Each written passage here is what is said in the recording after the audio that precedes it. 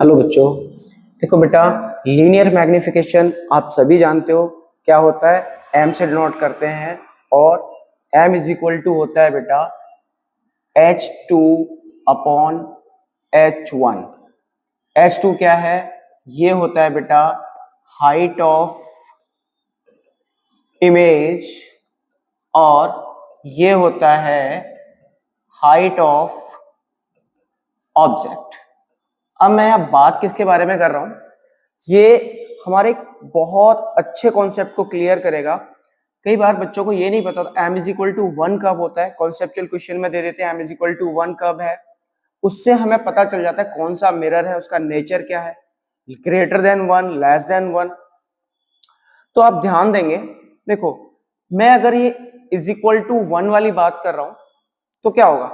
m is equal to 1 है, ये कब होगा? ये तब होगा जब H2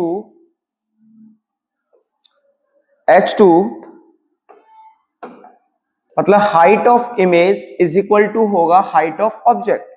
अब देखो इसको मैं इसके नीचे ले जाता हूं, क्या हो जाएगा? H2 upon H1 is equal to 1। और ये बेटा क्या होता है? m, ये होता है 1। अब ये कंडीशन कब थी?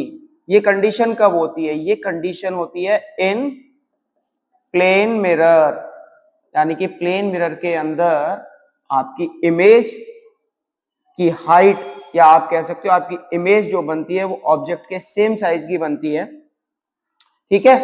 और पॉजिटिव है, ये पॉजिटिव भी बनती है।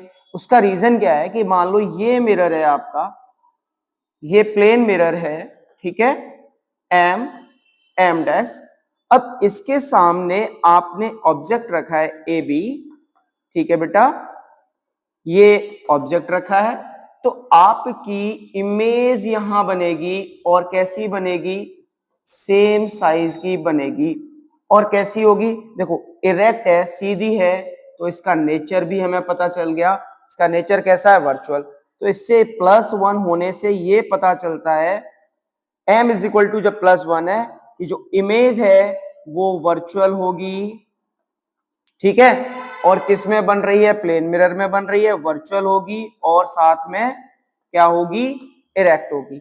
जब ये केस होता है m इज इक्वल टू 1 वाला केस, समझ आया?